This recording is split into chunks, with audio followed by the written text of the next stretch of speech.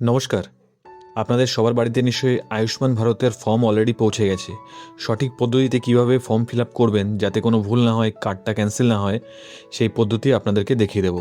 এর সাথে আপনাদেরকে বলে দেবো আরও কিছু তথ্য, যেমন যদি বাচ্চার ফর্ম না এসে থাকে তাহলে আপনারা কি করবেন, স্বাস্থ্যসাথী কার্ড যদি আপনাদের না থাকে সেক্ষেত্রে আপনারা কি করবেন, সদ্য বিবাহিত মহিলারা ওনারা কি করবেন, আর যদি একান্তই কারোর নামেই ফর্ম না আসে সেক্ষেত্রে আপনারা কি করবেন, এই সমস্ত তথ্য আপনাদেরকে বলে দেব।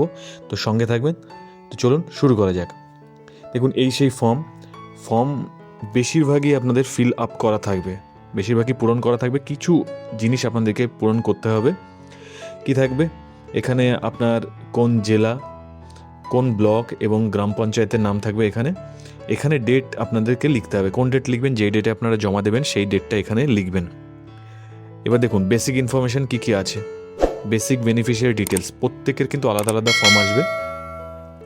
তো প্রথমে থাকবে আধার নাম্বার লাস্ট 4টে ডিজিট আপনারা মিলিয়ে নেবেন, কারণ একই সেম নাম হতে পারে, তাই আধার নাম্বারের লাস্ট 4টে ডিজিট মিলিয়ে নেবেন।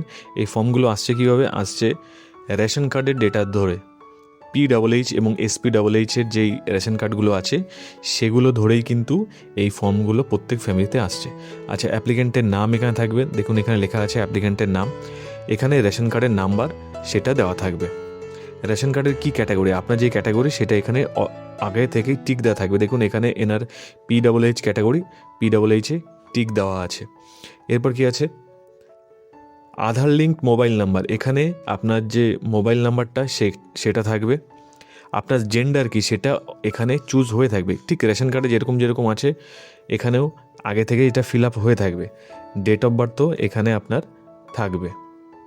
এবার আপনাকে করতে হবে কোন জায়গাটা, এই জায়গাটা আপনাদেরকে ফিল আপ করতে, ফুল অ্যাড্রেস আপনাদেরকে ফিল আপ করতে হবে।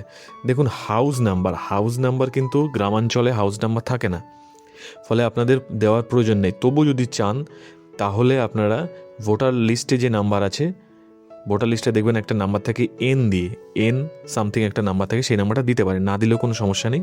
আপনারা গ্রাম থেকে শুরু করবেন, ভিলেজ, পোস্ট অফিস, থানা, জেলা, পিন নাম্বার এরকম পুরোটা লিখবেন। আর প্রত্যেকটা ইংরেজিতে লেখার চেষ্টা করবেন, কারণ এন্ট্রি যখন হবে সেটা ইংরেজিতে এন্ট্রি হবে, ফলে আপনারা চেষ্টা করবেন এটা ইংরেজিতে ফর্ম ফিল আপ করার।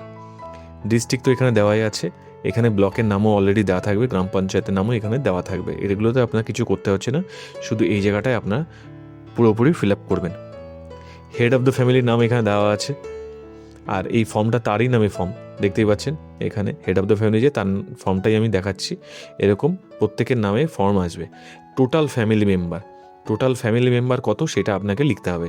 এবার এই প্রসঙ্গে আপনাদেরকে এবার বলে দিই যে আপনাদের মধ্যে যে কোশ্চেনটা আছে, যে যদি কোনো বাচ্চার রেশন কার্ড হয়নি, ফলে তার ফর্মও আসেনি, সেক্ষেত্রে ফ্যামিলি মেম্বার কী লিখবে, ওই বাচ্চাটাকে ধরেই কিন্তু এখানে ফ্যামিলি মেম্বারের সংখ্যা লিখতে হবে। অর্থাৎ ফর্ম এসছে আপনার 5টা, বাচ্চা রেশন কার্ড হয়নি বলে বাচ্চার কোনো ফর্ম আসেনি, কিন্তু আপনাদেরকে এখানে 6ই লিখতে হবে, বাচ্চাকে ধরে যতটা হয়েছে সেটাই লিখতে হবে। এটা আপনারা খেয়াল রাখবেন, বাচ্চাকে বাদ দিয়ে কিন্তু করবেন না। যার রেশন কার্ড হয়নি তার তো এই ফর্মটা আসবে না, কিন্তু তাকে বাদ দেওয়া যাবে না, এখানে সংখ্যাটা লিখে দেবেন। যদি প্যান কার্ড থাকে এই ব্যক্তির, তাহলে প্যান কার্ড নাম্বার দেবেন, না থাকলে কি করবেন, নীল করে দেবেন, ফাঁকা রাখবেন না কোনো ঘর, এই ঘরগুলো কি করবেন, নীল করে দেবেন। গেল। এবার এই জায়গাটা একটু ভালো করে দেখুন, যদি 18 বছরের উপরে হয়, তার যদি ভোটার কার্ড থাকে তাহলে এটা আপনাকে দিতে হবে। এপিক নাম্বার মানে ভোটার কার্ডের নাম্বারটা এখানে আপনারা দেবেন। এসি নাম্বার মানে বিধানসভার যে নাম্বার, আপনার যে বিধানসভা সেই বিধানসভার যে নাম্বারটা আছে সেটা এখানে দেবেন। কোন পার্ট নাম্বারটাও এখানে দেবেন। আর সিরিয়াল নাম্বার, আপনার ভোটার লিস্টে যে সিরিয়াল নাম্বার সেটা এখানে দেবেন। এগুলো কোথায় পাবেন, ভোট দেওয়ার আগে আপনাকে BLO সাহেব একটা ভোটার ইনফরমেশান স্লিপ আপনার বাড়িতে দিয়ে গিয়েছিলেন, সেখানে এই সমস্ত ডিটেলস আপনি পেয়ে যাবেন। যদি সেটা না পান তাহলে ভোটার লিস্ট আপনি ডাউনলোড করবেন, সেখান থেকে আপনারা এই জিনিসগুলো সমস্ত কিছু পেয়ে যাবেন। আচ্ছা, এবার স্বাস্থ্যসাথীর ডিটেলস এখানে ইউআরএন নাম্বার দিতে হবে। SS মানে স্বাস্থ্যসাথী ইউআরএন নাম্বার 17 ডিজিটের যে নাম্বার আছে সেটা দিতে হবে।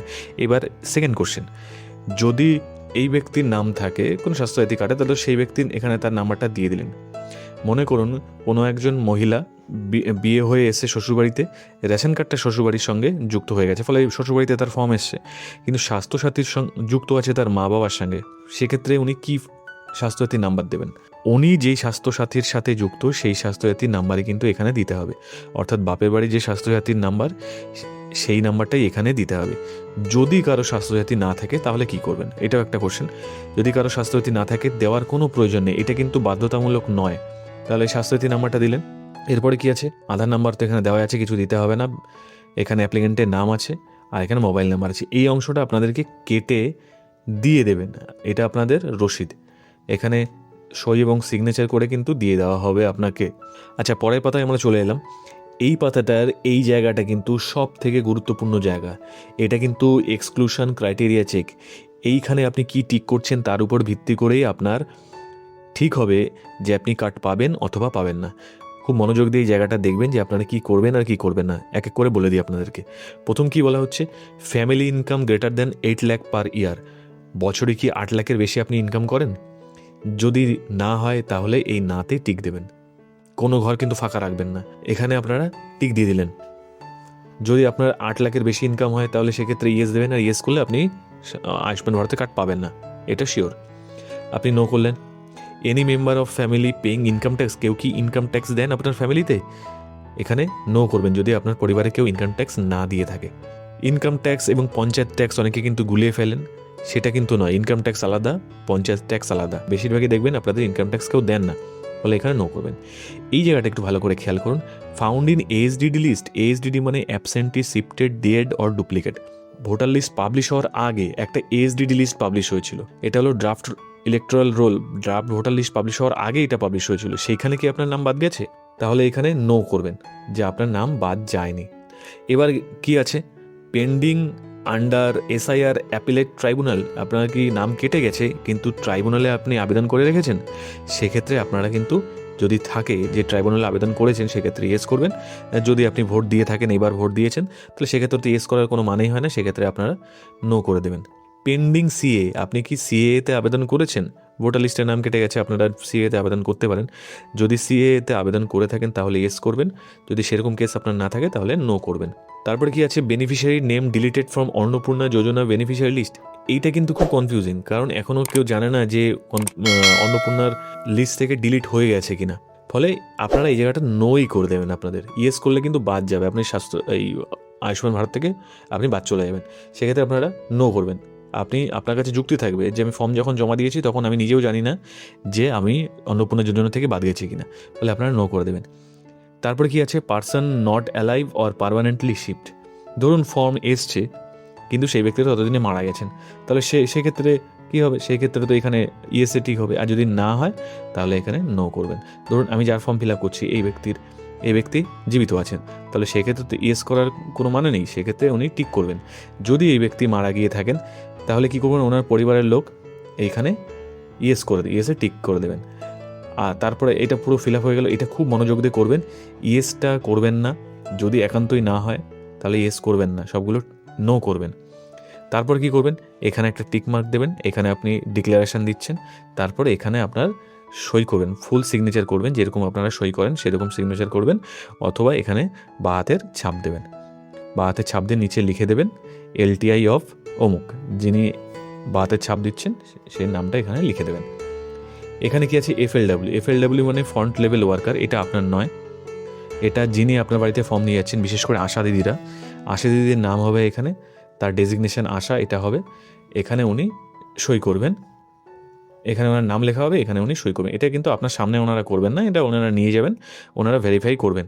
ভেরিফাই করার পরে উনি রেকমেন্ডেড নাকি নট রেকমেন্ডেড সেটা উনি টিক করে দেবেন। টিক করে এই ফর্মগুলো সব ওনারা পঞ্চায়েত বা বিডিও অফিসে জমা করবেন। এটা কি আছে, ফর অফিসিয়াল ইউজ অনলি। এটা আপনাদের ধরার কোনো প্রয়োজন নেই, আপনারা কিচ্ছু ধরবেন না। তাহলে ফর্ম ফিল আপ আপনাদের এখানে কিছুটা, আর এই টিক মার্ক এই জায়গাটাই সব থেকে মেন জায়গা। তাহলে এটা করলেন। এর সঙ্গে আপনারা এবার কী দেবেন জমা, এর সঙ্গে কী দেবেন, প্রথমত আপনাদের ভোটার ডিটেলস জানার জন্য আপনারা কী দেবেন, ভোটার স্লিপের জেরক্স দেবেন। ভোটার স্লিপের আপনারা জেরক্স দেবেন, সাথে কী দেবেন, স্বাস্থ্যসাথী কার্ডের জেরক্স দেবেন, কারণ স্বাস্থ্যসাথীর এখানে ডিটেলস আপনারা লিখছেন, স্বাস্থ্যসাথীর নাম্বার যেহেতু লিখছেন তাই স্বাস্থ্যসাথী কার্ডের জেরক্স দেবেন। আধার কার্ড দেওয়ার কোনো প্রয়োজন নেই, কারণ আধার ডিটেলস ওখানে অলরেডি আছে। তাহলে শুধুমাত্র ভোটার ইনফরমেশন যে স্লিপটা, ভোটার স্লিপ দেবেন, আর স্বাস্থ্যসাথীর কার্ডটা আপনাদের দেবেন। যদি ট্রাইব্যুনালে পেন্ডিং থাকে সেক্ষেত্রে ট্রাইব্যুনালে যে আবেদন করেছিলেন সেই আবেদনের কপিটাও কিন্তু আপনারা সঙ্গে দিয়ে দেবেন। যদি সিএতে আবেদন করে থাকেন তাহলে সিএ এর যে অ্যাপ্লিকেশন সেই কপিটা আপনারা দিয়ে দেবেন। প্রত্যেকটা আবেদনের প্রত্যেকটা জেরক্স কপির নিচে আপনারা সই অথবা টিপছাপ দিয়ে কার কাছে জমা করবেন? আপনারা জমা করবেন আপনাদের যিনি ফর্ম দিয়ে গেছেন, আশা দিদি, বা পঞ্চায়েতে যদি আপনাদের জমা করতে বলে সেখানে আপনারা জমা করবেন। তাহলে এই ছিল ফর্ম ফিল আপ। সঠিক পদ্ধতিতে এইভাবে ফর্ম ফিল আপ করুন। আর লাস্টে আমি আরেকটু সামারাইজ করে দিই, যদি বাচ্চার ফর্ম না আসে, বাচ্চার যদি রেশন কার্ড না থাকে, সেক্ষেত্রে বাচ্চার নামটা দেওয়ার তো কোনো জায়গা পাবে না, ওখানে বাচ্চা মায়ের সাথেই অ্যাড থাকবে, সেক্ষেত্রে ফ্যামিলি মেম্বার হিসেবে কিন্তু অ্যাড করে দেবেন। স্বাস্থ্যসাথী কার্ড না থাকলে লেখার কোনো প্রয়োজন নেই, আর থাকলে যেই কার্ডের সাথে ওনার নাম যুক্ত আছে সেটা বাপের বাড়ির হতে পারে, সেটা লিখে দেবেন। বিবাহিত, সদ্য বিবাহিত মহিলাদের ক্ষেত্রে এই সমস্যাটা হতে পারে, সেটা লিখবেন। আর একান্ত যদি কারো ফর্মই না আসে, সেক্ষেত্রে কী করবেন? কিছু কিছু ফর্ম প্রিন্টিংয়ের সময় মিস্টেক হতে পারে, সেক্ষেত্রে আপনারা কী করবেন? সেক্ষেত্রে আপনারা আপনাদের আশা দিদির কাছে বলবেন, যদি কোনো সুবিধা না হয় তাহলে পঞ্চায়েতে যাবেন, ওনারা আপনাদের ফর্ম আনিয়ে দেওয়ার ব্যবস্থা করে দেবেন। তাহলে এই ছিল, আপনারা সঠিকভাবে ফর্ম ফিল আপ করুন। যদি কোনো এখনও প্রশ্ন থাকে মনে, তাহলে কমেন্ট সেকশানে জানাতে পারেন। আর ভিডিওটি ভালো লাগলে লাইক করবেন, বন্ধুবান্ধবদের মধ্যে শেয়ার করবেন, চ্যানেলটি সাবস্ক্রাইব করে পাশে থাকবেন। ধন্যবাদ।